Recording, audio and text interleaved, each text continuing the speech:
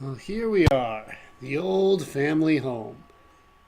It's been a while since I've been here. Let's go in and see what the old place looks like. Alright, up the stairs again. Oh, here we are. Well, here's the attic, and man, it is full of crap. So much crap, and oh, holy shit! There are my Megazords. Huh. Last time, I talked a bit about the Ranger weapons. Well, the role-playing items were cool, but they weren't the bread and butter of the Power Rangers toy empire. The crowning jewel of any fan's collection was usually the Zords. Unfortunately, I don't have the original or Legacy Ultra Zord, and the original or Legacy Dragon Zord or Titanus Zords are a bit pricey, and so it'll probably be a while before I have a complete set. Still, I'm pretty satisfied with what I have. Like I mentioned in my last video, selling toys was the main drive behind both Power Rangers and Zyuranger, and the Mecha, or Zords, were the flagship item that every kid wanted.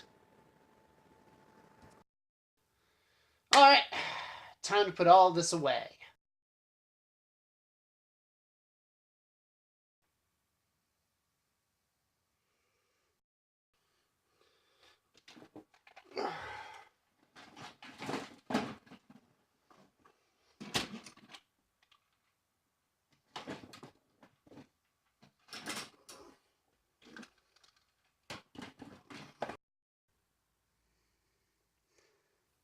That's weird.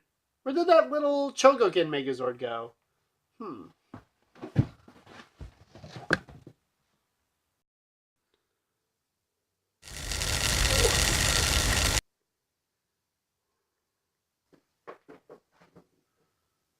there you are. Guess you're coming with me today, little buddy. Today, we're talking about the Megazord.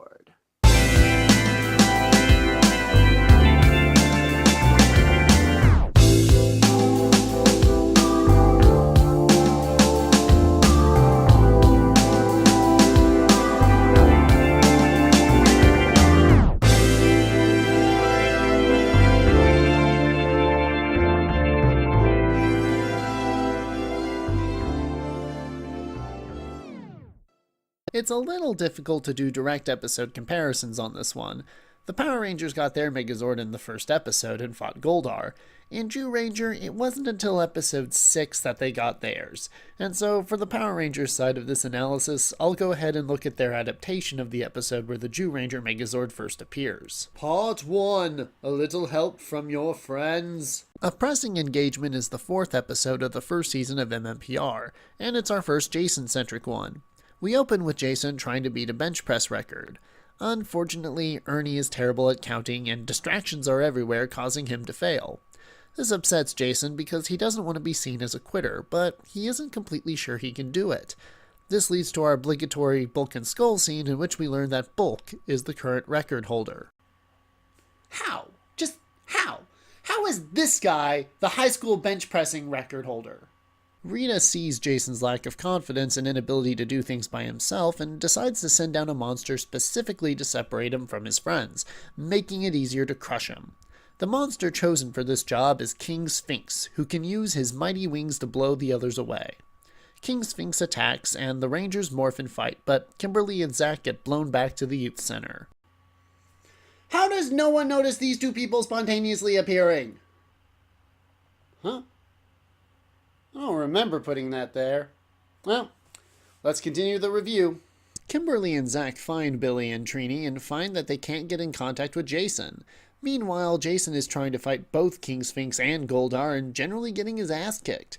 The Rangers go to the command center and with Zordon and Alpha's help... Jason in trouble! Rita has him isolated! Contact is impossible! Yeah, I don't know what this is. I think they just reused a clip from the first episode. Whatever's in Alpha's hand disappears the next scene and is never relevant. Anyway, Zordon and Alpha find Jason and the team see the pinch he's in. For whatever reason, teleportation isn't working, and so Zordon tells the Rangers to put their hands together and form the power crystals. These crystals allow the Rangers to stay in contact with each other. Zordon then sends Jason the power crystals through his sword. Shit! My friend forgot his phone.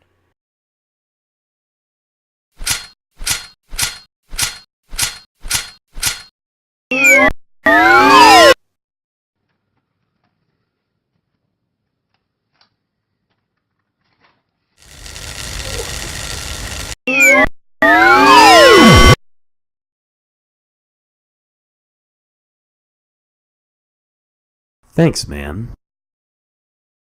So Zordon can teleport objects, but not people? That's just dumb! Everything about that is dumb, I can't. Ugh.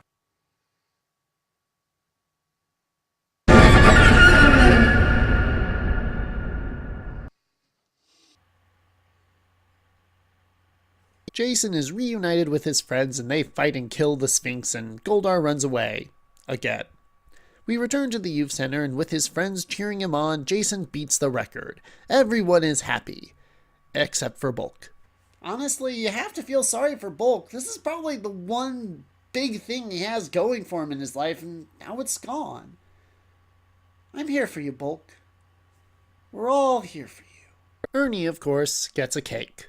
Happy birthday, Mom. That was actually kind of funny.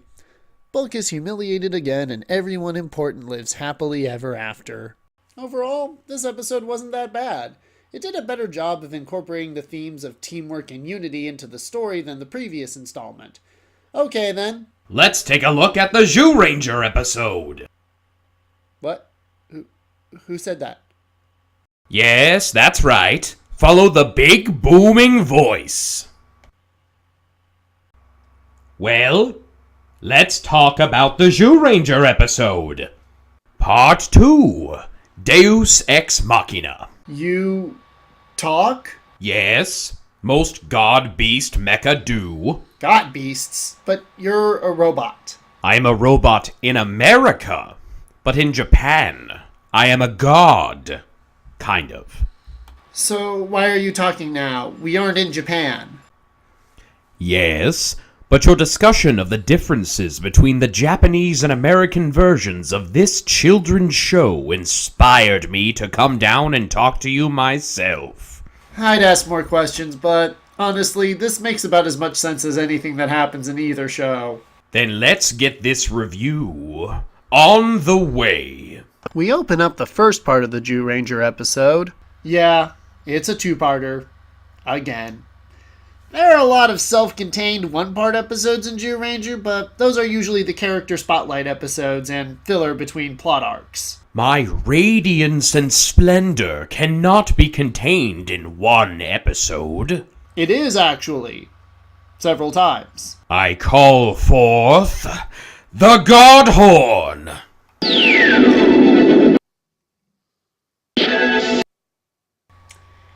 Well, all the important episodes with you are either two or multi-parters. We open the episode with the Dora Monster, a game show host in a weird headdress that likes to ask riddles. When the kid answers incorrectly, the game show host reveals himself to be Dora Sphinx and uses his wings to flap the kid away. We then get to see Boy and Dan hanging around with... Yellow's a dude.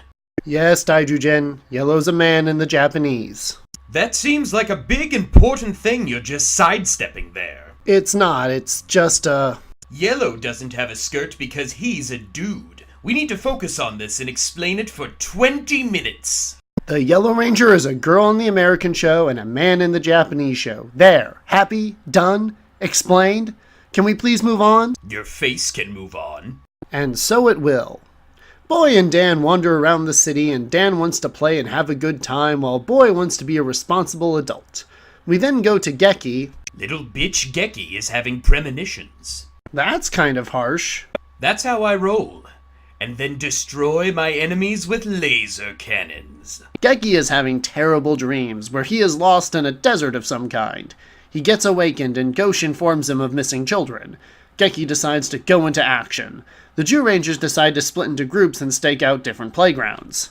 Yeah, because grown adults in weird clothing who have no kids observing kids playing isn't weird at all. You're pretty critical of these guys considering that you chose them to fight with you. There wasn't much to choose from. It turns out that Dan made a date with the girl he had been talking to earlier and bails on Boy.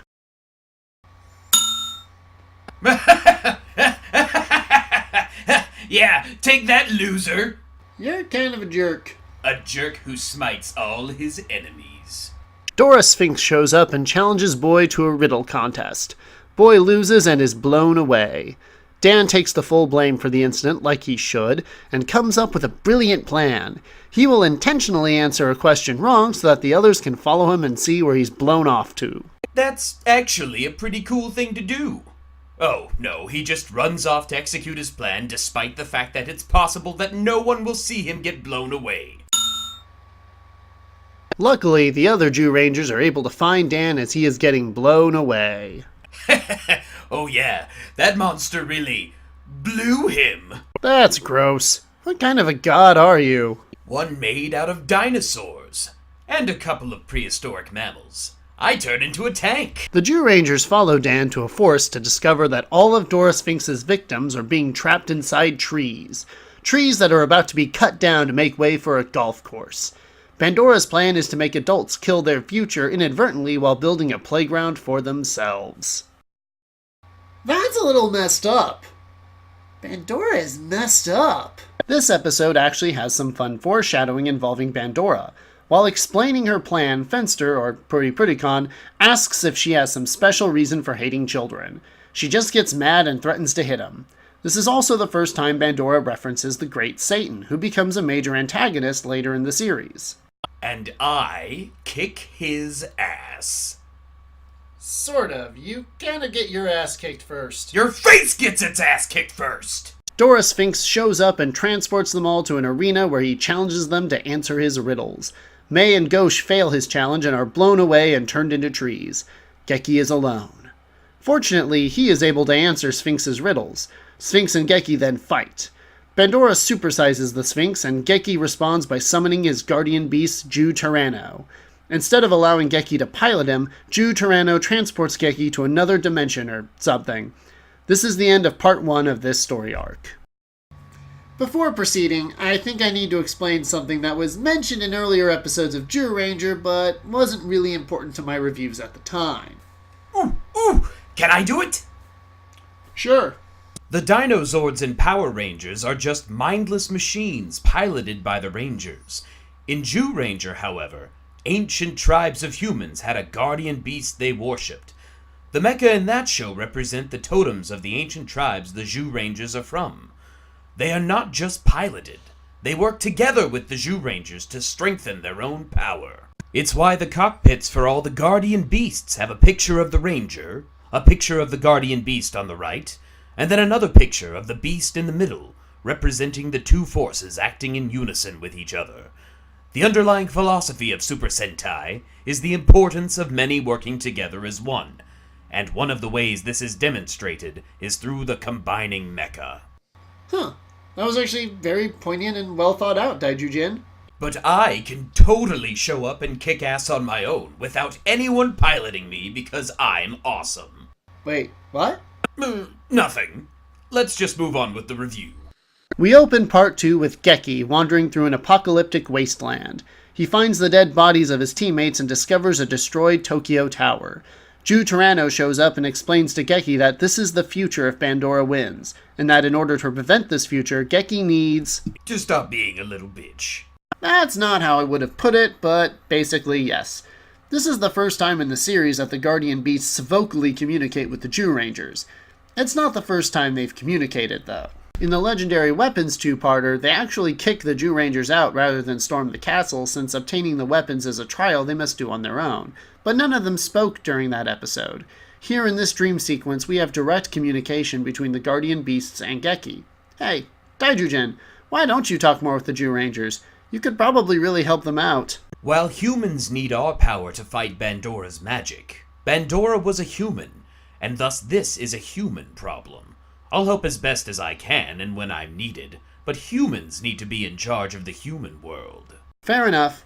Jew Tyranno reveals to Geki that the Guardian Beasts can come together to form the Megazord, or Daijujin, but that if the hearts of the Jew Ranger aren't united, then even if Daijujin is created, they will still ultimately fail. Geki is returned to the real world and finds himself in the forest where everyone is trapped as trees. He makes a vow to be a stronger leader. Barza conveniently shows up and tells Geki that the way to awaken Daijujin is with the Dino Crystals, but that he doesn't know where they are. Geki is then attacked by Dora Sphinx and Grifferzer. If only he had the Dino Crystals. Oh, hey, they're right over there. What the hell was that? Let's go check it out. What the hell is that? That is the dreaded Screamoji. Well, what am I supposed to do? I don't have anything to kill it. I'll summon the God Horn.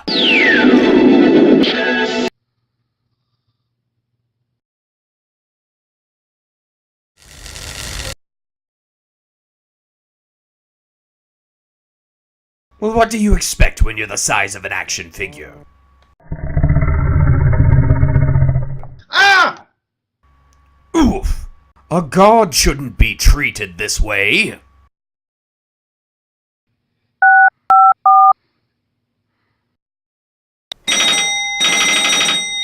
Hello? Blick, I need a ranger weapon. Oh, come on, man. Seriously? Left mine at home. Fine, I'll get you my blaster. Just please replace the batteries after you're done.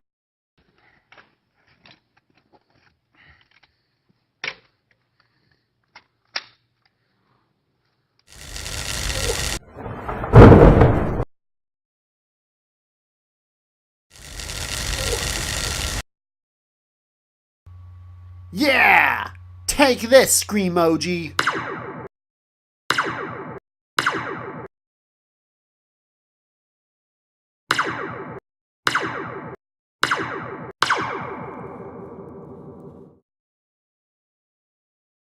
Geki finds the crystals and uses them to free his friends from their tree prisons. They summon the guardian beasts and combine, promising to never let their teamwork be shitty again.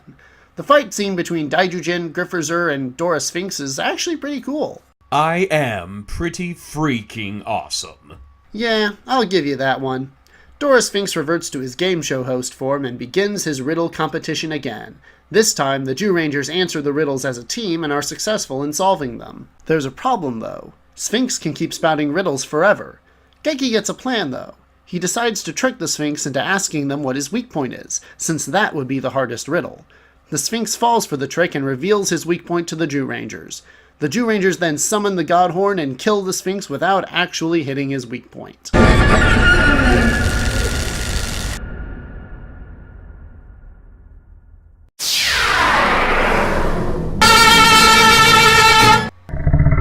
Again?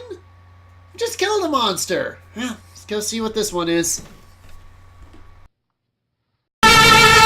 Really? Are you kidding me? He's back? He's been revived as the fierce Screamo Bandito. Well, how do I kill him? You must aim for the weak point, his festive sombrero.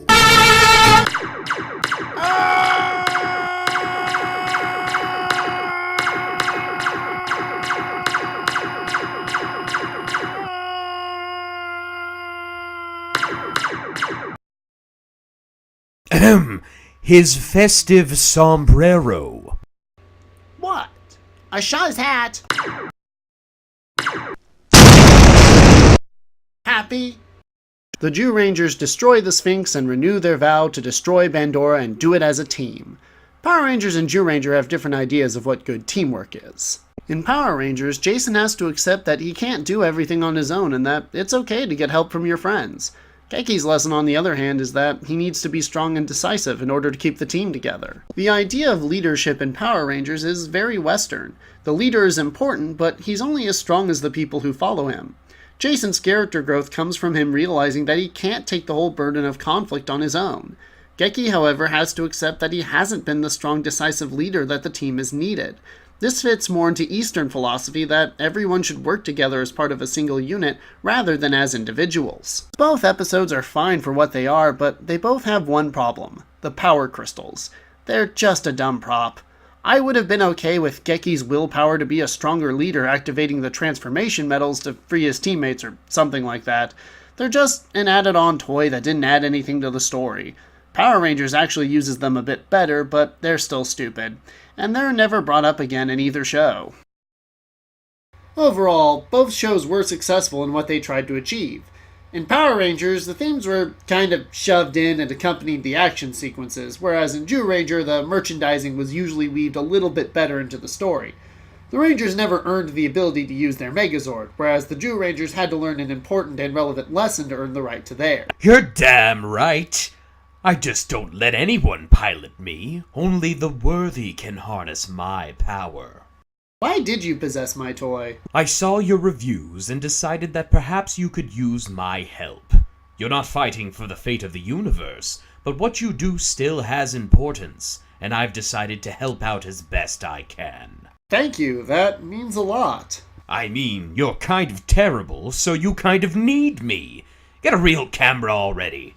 Also, would it kill you to get professional props and not just cheap stuff you have lying around? I mean, wait a second, what do you...